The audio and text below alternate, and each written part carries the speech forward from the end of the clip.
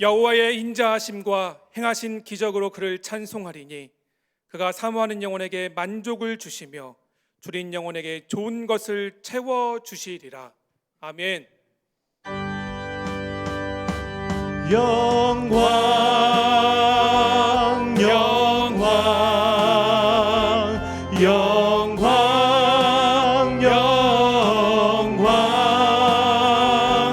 영광 영광 영광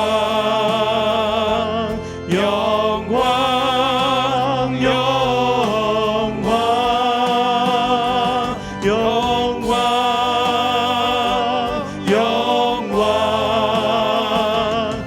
영광 영광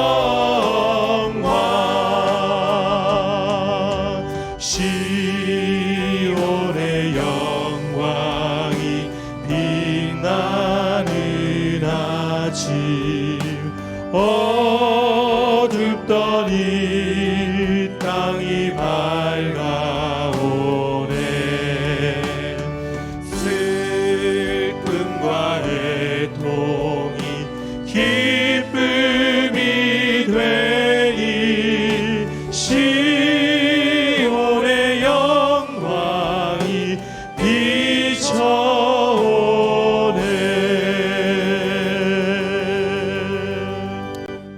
긍휼하심을 받고 때를 따라 돕는 은혜를 얻기 위해 은혜의 보좌 앞으로 담대히 나아가오니 하나님이여 내 속에 정한 마음을 창조하시고 내 안에 정직한 영을 새롭게 하소서. 아멘. 사랑하는 성도 여러분, 2020년 올 한 해 큰 기대와 꿈을 품고 시작했지만 코로나로 인해 모든 것이 엉망이 되어버린 것 같습니다. 그래서 감사보다는 원망과 불평이 앞섰고 우리를 위해 일하시는 하나님을 바라보기보다는 다른 것을 구하며 살았습니다. 이 시간 우리의 믿음 없음을 회개합시다. 변치 않는 사랑과 은혜로 우리를 여기까지 인도하신 하나님께 감사하기를 소망합니다. 하나님, 우리의 믿음 없음을 용서하여 주시고 참된 감사와 기쁨을 우리 가운데 회복시켜 주시옵소서. 눈을 들어 하나님을 바라볼 수 있도록 은혜를 베풀어 주시옵소서. 다 같이 주여 부르짖고 함께 기도하며 나아가겠습니다. 주여. 아버지 하나님, 2010년 한 해가 벌써 다 저물었습니다. 참 많은 꿈과 기대를 가지고 시작했지만 올 한 해를 되돌아보면 참 아무것도 남는 것이 없는 것 같습니다. 코로나로 인해, 질병으로 인해 세계와 열방과 온 나라가 많은 사람들이 걱정과 근심과 두려움 가운데 갇혀 있었고 또한 한숨과 괴로움의 시간을 보냈습니다. 그러다 보니 우리 안에 환난 가운데서도 우리를 건지시고 지키시는 하나님을 바라보기보다는, 우리를 여기까지 인도하신 하나님을 바라보기보다는 오히려 우리는 원망과 불평이 우리 안에 많았음을 이 시간 회개합니다. 이스라엘 백성이 광야 40년 동안 날마다 자신들의 필요를 하시고 먹이시고 입히시고 키우셨던 그 하나님의 은혜를 잃어버린 채 원망과 불평했던 것처럼 우리 역시 이스라엘 백성 같았으니 이 시간 회개합니다. 하나님, 우리 다시 한번 우리 간 은혜를 허락하시고 참된 기쁨과 감사 회복되기를 소망하오니 우리 안에 은혜를 허락하여 주시옵소서. 세상이 줄 수 없는, 세상에 만족할 수 없는 참된 기쁨과 감사를 우리 안에 회복시켜 주시옵소서. 주님을 바라봅니다. 주의 은혜를 더하여 주시옵소서. 주님을 바라봅니다.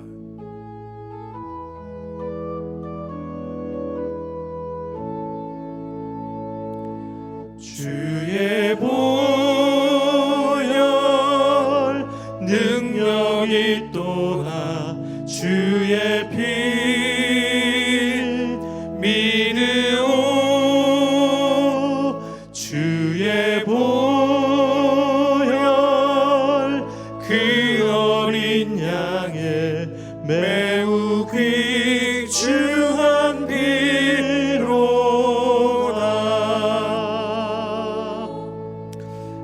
하나님, 질병과 죽음에 대한 염려와 두려움, 경제적인 위기와 혼란 가운데서도 우리 성남 제일의 성도들의 삶을 지켜주시고 주님이 친히 쉴 만한 물가와 우편 그늘이 되어주셔서 감사합니다.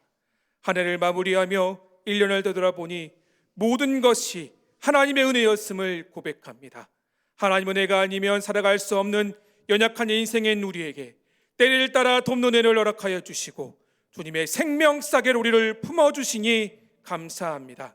하나님, 그런데도 우리는 죄의 유혹과 상황과 환경에 휘둘려 넘어지고 좌절했습니다. 하나님 은혜가 아니라 다른 것들을 더 기대하고 먼저 구했습니다. 우리 입술에는 감사보다는 불평과 원명이 가득했음을 이 시간 회개합니다. 하나님 아버지, 이 시간 십자가 앞에 엎드려 주의 얼굴을 구하오니 우리를 불쌍히 여겨 주시옵소서. 우리를 용서하여 주시옵소서. 십자가 보혈의 능력으로 우리를 새롭게 하여 주시고 이제는 주님만을 바라보고 하나님의 은혜를 구하며 그 은혜에 만족하며 살아가는 인생이 되게 하여 주시옵소서. 지금 우리가 처한 상황과 환경을 바라보게 만들어 우리 가운데 역사하시는, 하나님을 바라보지 못하게 만드는 너 어둠의 세력 사단마귀 악한 영들은 이 시간 나사렛 예수의 선명하노니 우리 가운데에서 떠나갈지어다. 이 민족과 교회와 가정과 직장과 자녀들 가운데에서 떠나갈지어다. 사라질지어다. 하나님, 이 시간 우리의 눈을 들어 하나님을 바라봅니다. 가정에서 성구영신 예배를 드리는 모든 성도들의 가정마다 친히 임재하여 주시고 우리 모두가 주님의 영광을 보게 하여 주시옵소서. 우리의 기도를 들으시고 응답하신 하나님을 찬양하며 거룩하신 예수님의 이름으로 기도하옵나이다. 아멘. 전능하사 천지를 만드신 하나님 아버지를 내가 믿사오며 그 외아들 우리 주 예수 그리스도를 믿사오니 이는 성령으로 잉태하사 동정녀 마리아에게 나시고 본디오 빌라도에게 고난을 받으사 십자가에 못 박혀 죽으시고 장사한 지 사흘 만에 죽은 자 가운데서 다시 살아나시며 하늘에 오르사 전능하신 하나님 우편에 앉아 계시다가 저희로서 산자와 죽은 자를 심판하러 오시리라. 성령을 믿사오며 거룩한 공회와 성도가 서로 교통하는 것과 죄를 사하여 주시는 것과 몸이 다시 사는 것과 영원히 사는 것을 믿사옵나이다. 아멘.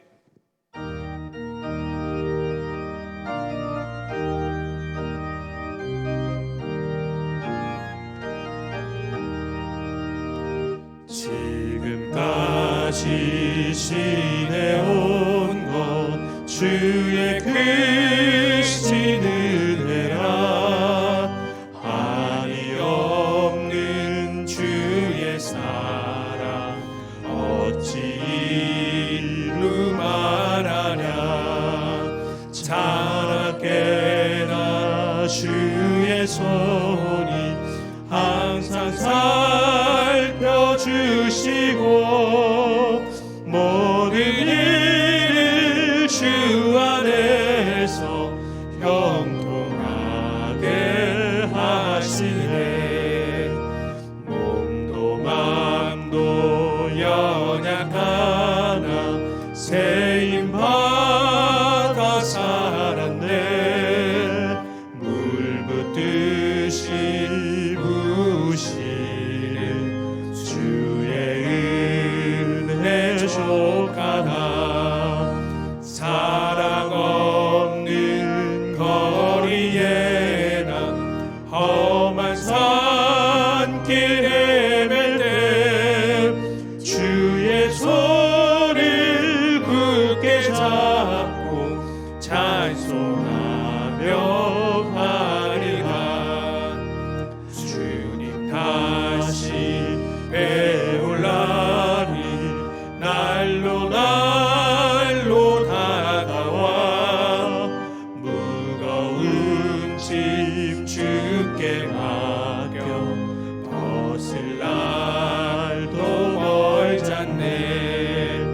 나를 위해 예비하신 고향 집에 돌아가 아버지의 품 안에서 영원토록 살리라.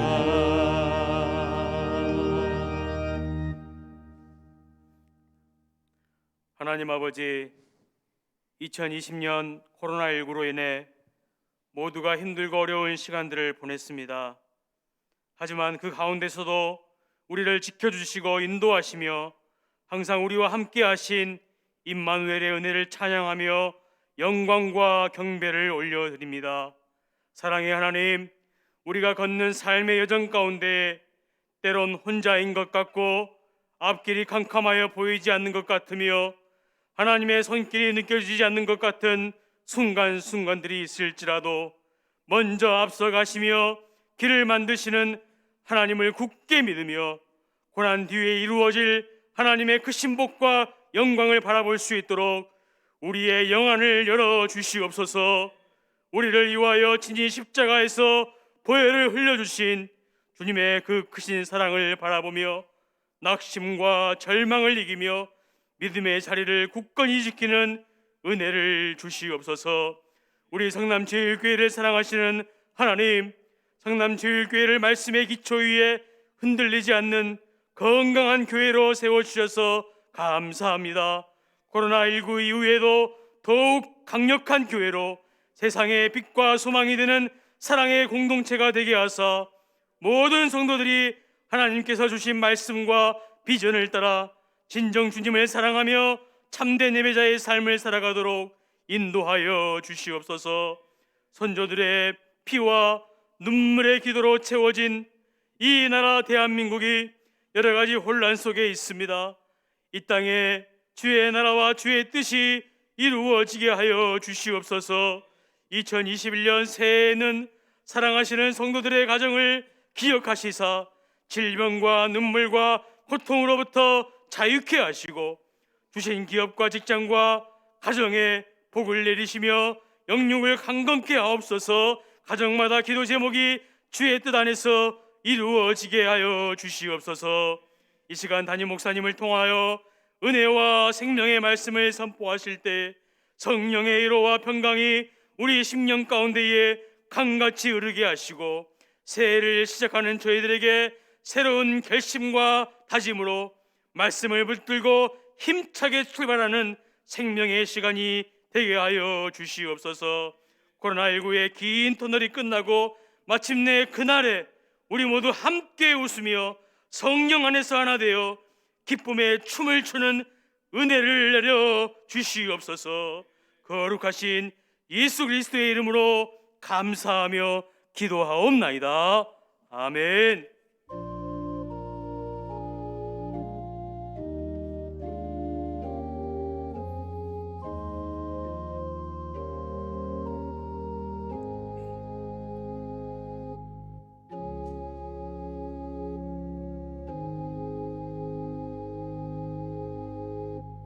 아멘. 귀한기도 감사합니다.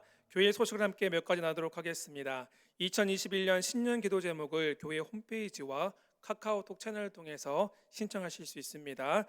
기도 제목 제출해 주신 성도님들께를 위해서 1년 동안 함께 마음에 품고 기도하도록 하겠습니다. 2021년 새 달력과 말씀 카드를 각 가정으로 택배 발송해 드렸습니다. 올해는 벽걸이용 달력과 탁상용 달력을 함께 제작했습니다. 잘 활용하시길 바라겠고요. 또한 달력을 함께 보내드린 2021년 약속의 말씀을 마음에 품고 기도하셔서 하나님의 말씀이 성도님의 삶 가운데 반드시 이루어질 수 있기를 진심으로 소망합니다. 1월 3일 주일은 신년 감사 주일 예배로 드리겠습니다. 신년 감사 주일 헌금을 드리실 성도님들께서는 주보에 나온 화면에 나온 감사 헌금 계좌번호를 이용하시기를 바랍니다. 네, 오늘 말씀 함께 보도록 하겠습니다. 오늘 말씀은 사도행전 9장 17절에서 22절의 말씀을 함께 보도록 하겠습니다. 신약성경 202페이지에 기록되어 있습니다. 사도행전 9장 17절에서 22절의 말씀을요, 저 여러분이 교독하고 마지막 22절은 한 목소리로 읽겠습니다. 먼저 17절입니다. 아나니아가 떠나 그 집에 들어가서 그에게 안수하여 이르되 형제 사울아, 주 곧 내가 오는 길에서 나타나셨던 예수께서 나를 보내어 너로 다시 보게 하시고 성령으로 충만하게 하신다 하니 즉시 사울의 눈에는 비늘 같은 것이 벗어져 다시 보게 된지라. 일어나 세례를 받고 음식을 먹음에 강건하여 지니라. 사울이 다메섹에 있는 제자들과 함께 며칠 있을새 즉시로 각 회당에서 예수가 하나님의 아들이심을 전파하니 듣는 사람이 다 놀라 말하되 이 사람이 예루살렘에서 이 이름을 부르는 사람을 멸하려던 자가 아니냐. 여기 온 것도 그들을 결박하여 대제사장들에게 끌어가고자 함이 아니냐 하더라. 사울은 힘을 더 얻어 예수 그리스도라 증언하여 다메섹에 사는 유대인들을 당혹하게 하니라. 아멘. 여러분 반갑습니다. 벌써 한 해가 다 갔어요. 마지막 시간, 달력 마지막 장을 달랑달랑 보고 있습니다. 한 해가 바뀌는 신성한 자리죠. 비록 코로나 광풍이 몰아친 한 해였지만 그 한 해를 이제 뒤로 하고 새로운 기회, 새로운 장이 열리는 현장이고 전환점입니다. 인생은 지루하고 깜깜한 터널이 끝나고 찬란한 빛이 비칠 때, 그때 소위 인생의 전환점을 맞습니다.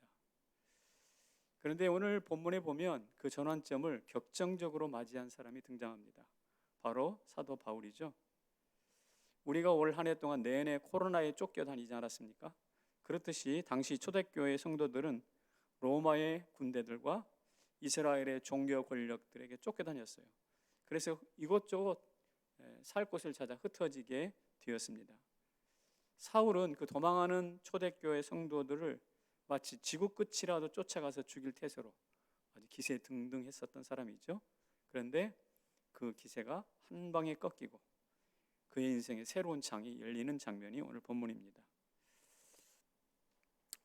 사울에게 이렇게 드라마틱한 인생의 대전환이 나타나게 된 동기가 무엇일까요? 그 배경에는 무엇이 숨어 있을까요? 제가 본문을 묵상하면서 새해를 맞는 우리 성도들, 인생의 전환점을 맞이하고 우리 성도들에게 같이 나눌 말씀이 무엇일까 묵상하다가 다음 세 가지를 생각하게 되었습니다. 그것은 사자로 시작하는 세 가지, 3, 4입니다. 3, 4. 첫 번째, 그 사 중에 첫 번째 것이 사람입니다. 사람. 바울이 사도 예수 믿는 사람 잡아 죽이던 사울이 바울이 된 것은 아나니아라는 사람 때문에 가능했습니다. 다메섹 유대인들에게 칭찬 듣는 사람이라고 아나니아를 성경은 소개하고 있는데요. 그에게 하나님 말씀하십니다. 얘야, 열방의 구원자로 쓸 나의 그릇이 있으니 그 사울에게 직가에 있는 유다라는 사람 집에 있으니 그를 찾아가거라 라고 말씀을 하셨습니다. 하지만 발이 떨어지지 않았어요. 왜냐하면 그는 이미 스데반을 죽인 사람입니다. 그리고 독사처럼 또 다른 사람들을 먹잇감을 찾기 위해서 두리번거리고 있는 위험한 지경이기 때문에 그렇죠. 마치 구약 성경에서 뱀을, 지팡이가 뱀이 됐잖아요. 그 지팡이를 다시 잡으라고 했을 때 모세가 두려워했던 것과 같은 이치라고 생각합니다. 요즘 말로 바꿔본다면 얼마 전에 살인자 조두순이 출소를 했잖아요. 그래서 그 동네 사람들이 막 생 난리를 치고 저 사람 우리 동네 못 오게 하라 그랬는데, 만약에 하나님이 살인자 조두순과 같은 집에서 살라라고 한다면 우리가 갈 사람이 몇이나 되겠어요? 마치 아나니아에게 바울을 찾아가라 하는 이야기는 그런 이야기와 똑같습니다. 그렇지만 아나니아는 두려워하지 않고 갑니다. 그리고 가서 그가 이렇게 사울에게 이렇게 이야기합니다. 형제여, 형제 사울이여, 이 스데반을 죽인 살인마 사울아, 이게 아니에요. 형제 사울이여 그랬어요. 형제라는 말은 부드럽고 애정이 듬뿍 담긴 표현 아니겠습니까? 그 정서에는 말씀과 사랑이 넘치는 것이 분명해요. 이 용어 하나만 볼 때. 그런데 사도 바울을 바꾸는 데는 여기에서 끝이 아닙니다. 다른 제자들도 힘을 보탭니다. 9절에 있는 말씀을 같이 한번 읽어볼게요. 시작. 사울이 다메섹에 있는 제자들과 함께 며칠 있을새. 다메섹에 있는 제자들, 아나니아를 제외한 제자들과 함께 며칠 있을새라는 말이 나와요. 그러니까 이 사람 살인자 이런 걸 다 알고 있는데 그리 살인자와 함께 곁을 내어주고 있었다는 것입니다. 사랑이 없으면 불가능한 일이라고 볼 수 있죠. 그러니까 아나니아와 다른 제자들, 또 이들이 행했던 일이 있습니다. 위기를 처할 때, 그러니까 다메섹 유대인들이 사도 바울을 죽이려고 할 때 광주리에 담아서 살려냅니다. 본문 말씀 다시 한번 읽어볼게요. 시작. 제자들이 밤에 사울을 광주리에 담아 성벽에서 달아 내리니라. 그렇습니다. 위기 때마다 함께 있어줬지요, 도와주었지요, 목숨을 구해냈습니다. 아나니아와 제자들은 사울이 바울로 바뀌는 인생 대전환점을 만들어간 중요한 사람들입니다. 비록 쫓기는 삶을 살았지만 곁을 내어주었고 목숨을 구해주었기에 이 사람들 덕분에 초대교회는 로마 권력을 이기고 교회의 기초를 든든히 놓을 수가 있었습니다. 저는 이 글을 읽으면서 바울이 그런 사람들 곁에 있었다는 것이 참 부러웠어요. 초대교회가 그런 인물들을 바울에게 제공했다는 것을 바라보면서 참 존경스러웠어요. 어쨌든 위기에 새 장을 여는 것은 돈이 아닙니다. 사람입니다. 그렇다면 우리는 이렇게 한번 물어봐야 될 것 같아요. 나에게는 그런 사람이 있는가? 나에게는 그런 사람이 있는가? 만약에 없다고 생각한다면 2021년도에는 그런 사람을 뜨겁게 만나기를 축복합니다. 가족끼리 서로 무관심했나요? 이제는 곁을 내어주고 손을 함께 잡아주세요. 함께 있었으면 좋겠어요. 광주리에 태워서 이 길을 넘도록 서로 도와주었으면 좋겠어요. 안 믿는 사람들은요, 연초가 되면 토정비결을 보죠. 토정비결 들어보셨죠? 거기 보면 이런 말이 가끔 나와요. 동쪽에 가면 귀인을 만날 것이며 서쪽으로 가면 가업을 이루리라. 동쪽으로 가면 좋은 사람 만나서 일이 잘 풀릴 것이고 서쪽으로 가면 자기가 경영하는 일들이 다 흩어지게 될 것이다, 망하게 될 것이다, 뭐 이런 이야기입니다. 이 말 속에는요 대단한 이기심이 숨어 있어요. 다시 말해서 귀인을 만나기 위해서 동쪽으로 가라는 이야기거든요. 그러니 귀인을 만나서 이익을 얻어보겠다는, 그 사람이 베푸는 이익을 얻어보겠다는 심보가 아주 노골적으로 들어가 있습니다. 하지만 기독교는 좀 달라요. 기독교는 귀인을 만나러 가는 게 아니라 귀인이 되어주러 가는 것입니다. 귀인이 되어주는데 더 관심이 많아요, 기독교가. 교회사를 보면 이런 예가 참 많습니다. 종교개혁과 루터가 있었죠. 루터에게는 둘도 없는 동역자 멜랑히톤이 있었습니다. 루터의 신학을 정교하게 더 가다듬고 세련되게 만들었던 사람이 멜랑히톤이에요. 그래서 독일의 종교개혁은 루터와 멜랑히톤의 합작품이다라고 할 만큼 두 사람은 찰떡궁합이었어요. 형제가 되었어요. 곁을 내어주었어요. 광주리의 위기에서 그들을 서로 구해주었습니다. 칼빈과 베자도 마찬가지예요. 그들의 연합은 아나니아와 사울의 연대가 초대교회를 견고히 세울 수 있었던 것처럼 스위스를 하나님의 도시로 견고하게 역사 안에 펼쳐갈 수가 있었습니다. 아나니아와 제자들이 사울에게 귀인이 되어 주었듯이 우리도 새해 누구를 만나든지 그들에게 귀인이 되어주고 축복의 통로가 되어지기를 주님의 이름으로 축원합니다. 왜냐하면 사람이 인생의 새 장을 여는 귀중한 단서가 되기 때문에 그렇습니다. 두 번째로는 사건입니다. 사울은 다메섹 가는 길에 큰 사건을 만나죠. 강한 해보다 강한 빛이 사울을 둘러 비추었다고 말했어요. 그리고 주의 음성이 들리죠. 사울아 사울아 내가 어찌하여 나를 핍박하느냐. 그는 강력한 햇빛에 의해서 땅에 엎드러졌습니다. 그리고 시력을 잃어버렸어요. 앞을 못 봐요. 그래서 동료들에게 손을 이끌려서 다메섹으로 들어갑니다. 그리고 끝이 아니에요. 사흘 동안 보지도 못하고 먹지도 못하고 마시지도 않습니다. 이른바 예수 앞에 엎드려진 굴복 사건이에요. 굴복 사건입니다. 그런데 굴복 사건으로 끝나지 않아요. 오늘 본문은 회복 사건을 여러분이 소개하고 있어요. 아나니아를 만나 안수를 받아요, 사도 바울이. 그리고 치유가 선포되옵니다.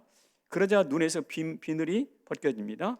그리고 세례를 받습니다. 즉시 음식을 먹고 건강을 회복해 갑니다. 이게 바로 사도 바울이 다메섹에서 경험했던 회복 사건입니다. 이처럼 우리에게 찾아오는 많은 사건들은 우리의 인생의 전환점을 만드는 중요한 요소입니다. 이런 사건이 없었다면 전도자 바울은 존재하지 않겠죠. 저에게도 암이라는 것이 갑자기 찾아오지 않았습니까? 암을 만난 사건, 그것은 오늘 제가 존재하게 된 큰 전환점이었습니다. 엊그저께 우리 교회에 장순주 집사님이 백혈병 진단을 받고 병원에 입원을 했습니다. 갑자기 빨리 병원에 가보라는 거예요. 큰 병원에. 가서 입원을 했는데 더 급한 일이 나타났어요. 무엇이냐면 갑자기 뇌졸중이, 뇌혈관이 터져가지고 혼수 상태가 돼버렸어요. 긴급하게 뇌수술을 해야 했습니다. 백혈병은 둘째치고 긴급하게 뇌수술을 해야 됐어요. 수술에 돌입을 했죠.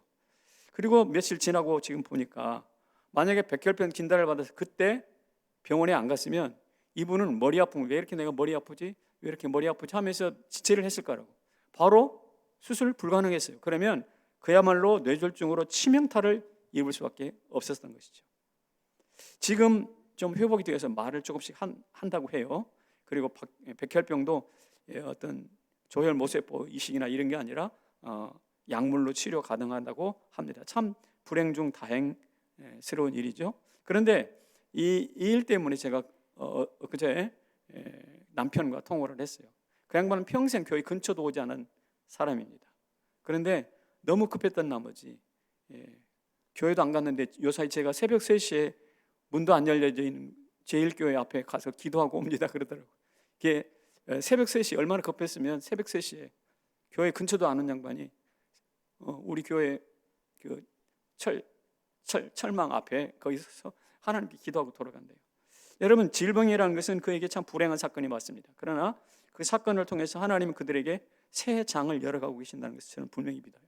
저에게도 그렇고 장순주 집사님에게도 그렇고 남편에게도 그렇습니다. 우리 모두에게 이런 사건들이 찾아올 텐데 그 사건을 좀 긍정적이고 하나님의 섭리 가운데 이해할 수 있었으면 참 좋겠습니다. 코로나도 저는 마찬가지로 생각합니다. 전대미문의 사건이죠. 이 사건을 통해서 하나님은 우리 인생의 새 장을 열어가고 계셔요. 이 코로나를 통해서 어떤 사람은 사업이 망해요. 그런데 어떤 사람들은 대박이 나요.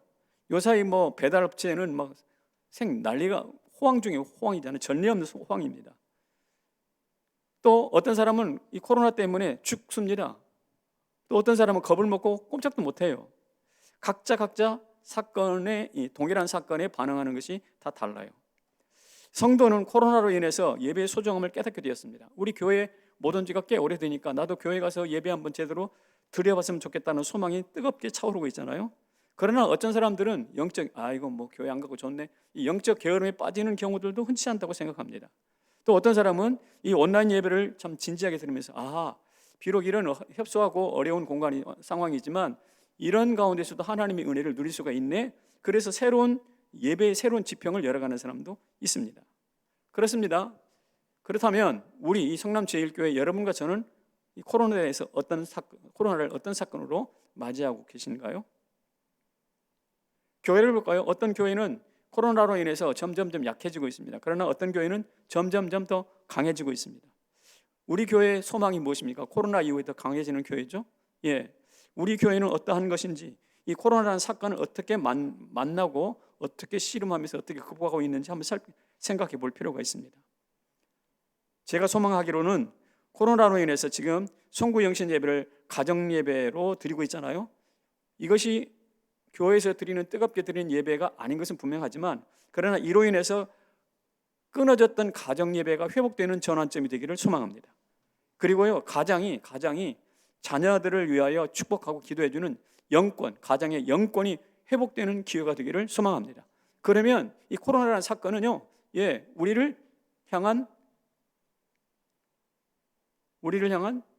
디딤돌이 되는 거예요. 걸림돌이 아닌 디딤돌로 얼마든지 바꿔갈 수가 있습니다. 저는 진심으로 오늘 가정에 도란도란 모여 앉아서 손에 손잡고 하나님께 가족들이 예배를 드리고 있는데, 오늘 가장이 어머니가 자식들을 위하여, 자녀들을 위하여 머리에 손 얹고 기도했으면 좋겠어요. 마치 아나니아와가 사도 바울의 머리에 안수하여 기도했던 것처럼, 그럴 때 눈에서 비늘이 벗겨지는 놀라운 기적들이 나타날 수 있기를 주님의 이름으로 축원합니다. 이런 경험들이 실제로 있습니다. 이스라엘 전승에 따라서 다윗이 법궤를 회복하는 장면이 사무엘하 6장에서 나오거든요. 그래서 엄청난 대국가적인 행사로 법궤를 회복하고 잔치를 하고 하지 않습니까? 그 다음에 했던 다음 행동이 뭐냐면 집으로 돌아가는 거예요. 집으로 돌아가는. 근데 집에 뭐 하러 가는 걸까요? 먹고 놀고 쉬기 위해서? 아닙니다. 다윗이 집으로 돌아가는 이유가 분명해요. 무엇인가 하면 이것 때문에 가는 거예요. 같이 읽어봅시다. 시작.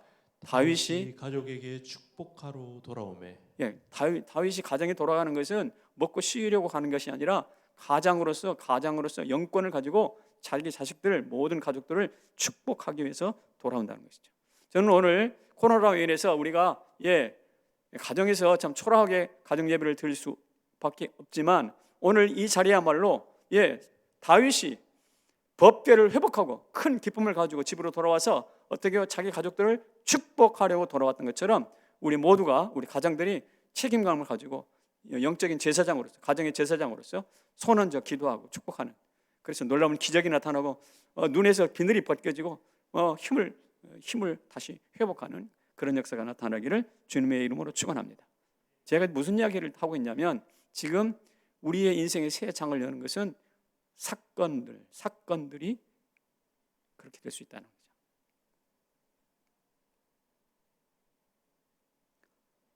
세 번째는요, 사상입니다. 바울이 제자들과 함께 거하면서 먹고 마시면서 성령이 충만해졌습니다. 아마 밤새워 며칠 같이 있었다고 했으니까 밤새워 깊은 영적 교제를 나눴을 것입니다. 그들과 대화하는 중에, 제자들과 대화하는 중에 나사렛 초라한 청년 예수가 전혀 다르게 보이기 시작합니다. 그리고 보여질 뿐만 아니라 믿어지기 시작합니다. 그리고 만났던 사람들이나 자기가 경험했던 이 굴복 사건과 회복 사건을 통해서 마치 이것이 퍼즐처럼 서로 착착착 맞아 들어가면서 바울의 입에서 하나의 위대한 선언, 곧 사상 한마디가 선포됩니다. 견고한 사상으로 선포돼요. 그 사상이 뭘까요? 오늘 본문에 있어요. 같이 읽어봅시다. 시작. 예수가 하나님의 아들이심을 전파하니 예수는 그리스도라 증언하여. 그렇습니다. 20절에는 예수가 하나님의 아들이라고 그랬어요. 22절에는 예수는 그리스도라 증언함. 한마디로 말하면 예수는 그리스도라는 거예요.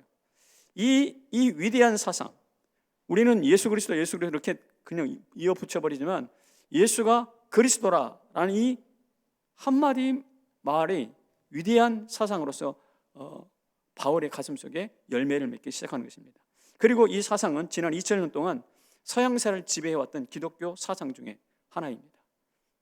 어떻게요? 예수는 하나님의 아들이다. 예수는 그리스도다. 이게 기독교 사상이고 다른 말로 신앙의 핵심입니다. 결국 사람과 사건이 모여서 위대한 신앙 곧 위대한 기독교 사상을 낳는 거예요.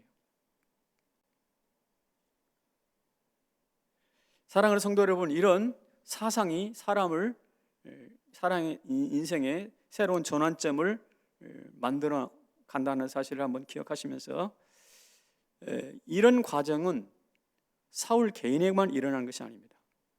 말씀드린 것처럼 기독교 역사에 수없이 반복이 됐어요. 제가 읽었던 책 중에 세상에서 가장 짧은 세계사라는 책이 하나 있는데 존 허스트라는 호주 사람이 쓴 책입니다. 그런데 아주 인상 깊게 읽었어요. 그가 이렇게 말했습니다. 그리스 철학은 기독교에 어떤 일을 했나, 어떤 역할을 했나. 그가 말을 하기를 바울이 예수는 그리스도라라는 사상을 낳았던 것처럼 그리스 철학은 기독교 교리를 정립해서 기독교를 신학화했다 그랬어요. 그러니까 단순히 철학으로 끝나는 것이 아니라 그 철학은 기독교 교리, 하나님의 신비한 교리를 신비한 하나님의 그 섭리를 교리화해서 체계화하는데 일조를 했다는 뜻이죠. 그런 의미에서 그리스 철학은 기독교의 시종입니다. 철학은 신앙의 시종이라고 했던 말이 그런 의미예요. 로마는 기독교에 어떤 공헌을 했는가? 그분 이야기에 따르면 기독교 확장을 위해서 미리 도로를 깔아놓고 법률을 제정해서 기독교가 온 세계로 퍼져나가는데 첩경이 되게 했다는 거예요. 첩경을 평탄케 했다는 거예요. 그러니까 기독교의 세계화를 이뤄낸 거예요, 로마가. 그렇다면 8세기 이후에 프랑크 왕국이라는 말을 여러분 들어보셨을 텐데 이 프랑크 왕국은 기독교에 무엇을 해줬는가?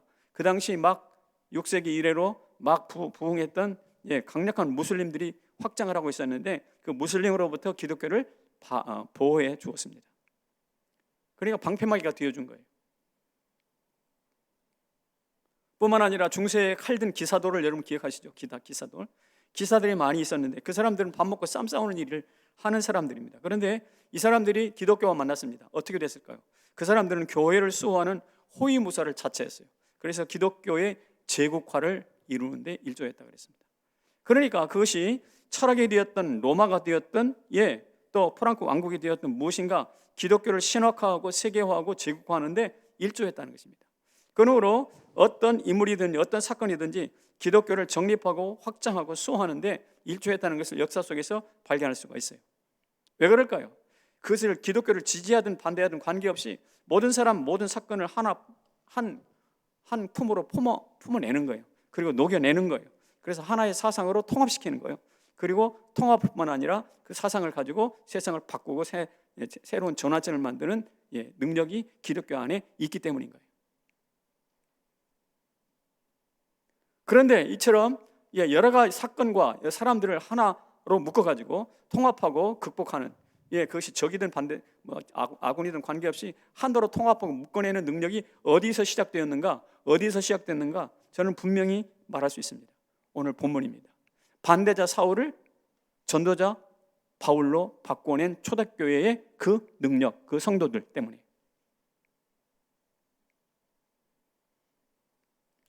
그래서 저는 여기서 여러분들을 진심으로 축복하고 싶습니다. 우리도 2021년도 누구를 만났는지 어떤 사건을 겪든지 알 수는 없어요. 그러나 그것이 무엇이든지 간에 그리스도 안으로 포용하고 융합하고 인생의 새로운 장으로 열어가는 디딤돌로 바꾸어 갈 수가 있습니다. 우리 신앙의 선배들이 그랬던 것처럼 오늘 우리도 그렇게 할 수가 있다는 것이죠. 물론 기우뚱거릴 수도 있습니다. 괜찮아요. 넘어질 수 있습니다. 괜찮아요. 다시 일어나시면 됩니다. 길만 잃어버리지 않으면 되겠어요. 방향을 놓치지만 않으면 되겠어요. 미운 정마저 포용해서 친구로 만들 수 있는 능력이 우리 기독교회 안에 있잖아요. 미운 놈인데 떡 하나 준다고 우리 한국 사람도 말하는데 우리는 미운 사람을 위하여 죽을 수도 있는 위험을 무릅썼잖아요. 뿐만 아니라 흉한 일도 좋은 일로 바꿔가는 능력이 기독교 안에 있습니다. 그리고 이 사람과 사건들을 모아가지고요 위대한 신앙의 책으로 전환하는 능력이 기독교 안에 있습니다. 따라서 우리가 믿는 믿음, 이 믿음의 체계 안에는 그런 능력들이 있음을 신뢰하고 그 믿음을 든든히 붙잡고 2021년도 새로운 한 해를 향하여 한 걸음 한 걸음 나아갈 수 있기를 주님의 이름으로 축원합니다.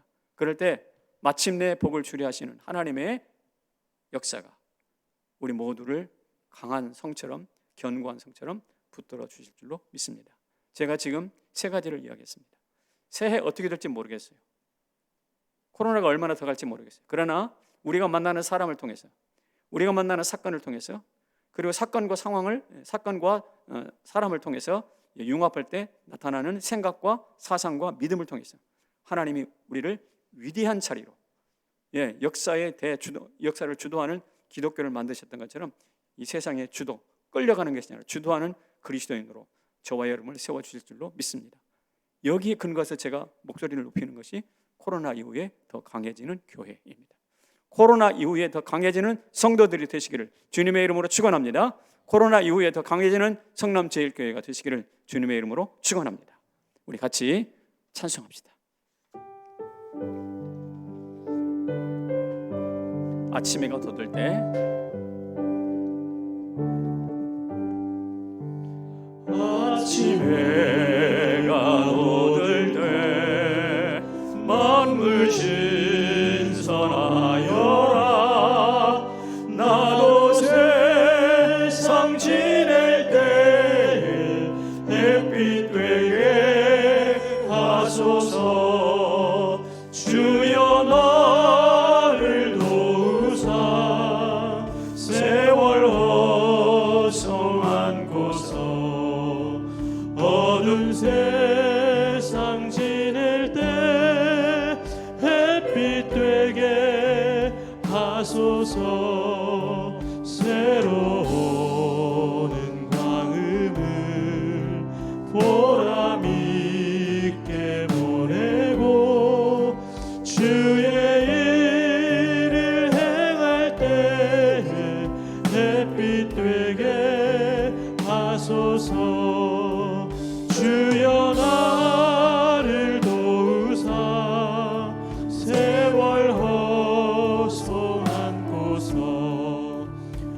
어두운 세상 지낼 때 햇빛 되게 하소서. 한번 가면하고는 빠른 광음 지날 때 귀한 시간 바쳐서 햇빛 되게 하소서. 주여 나를 도우사 세월 허송 안고서 어두운 세상 지낼 때 햇빛 되게 하소서. 밤낮 주를 위하여 몸과 마음을 드리고 주의 사랑 나타내 햇빛 되게 하소서. 주여 나를 도우사 세월 허송 안고서 어두운 세상 지낼 때 햇빛 되게 하소서. 예, 바랍니다. 제가 축복 기도로 끝낼 텐데 축복 기도가 끝나면 가족들이 다 같이 지난 한 해를 돌아보고 소망과 감사를 나누고 서로 손잡아 축복 기도하는 그런 행복한 시간 가지신 후에 주기도문으로 순서를 마쳐 주시기를 바랍니다. 같이 기도하겠습니다. 하나님 아버지, 그렇습니다. 우리 인생을 바꾸기 위하여, 특별히 핍박자 사울을 전도자 바울로 바꾸기 위하여 사람들을 사용하셨습니다. 사건들을 사용하셨습니다. 그리고 그의 가슴에 위대한 기독교 사상을 만들어 주셨습니다. 오늘 이와 같은 놀라운 역사가 바울에게 있었기에 기독교 역사가 세상의 로마에 묻히지 아니하고 그것을 극복하고 우뚝 설 수가 있었습니다. 아버지 하나님, 오늘도 우리 2021년도 어떤 일을 만날는지 두려움 가운데 있지만, 그러나 하나님이 보내주신 소중한 사람들이 있을 줄로 믿습니다. 하나님이 예비하신 소중한 사건들이 있을 줄로 믿습니다.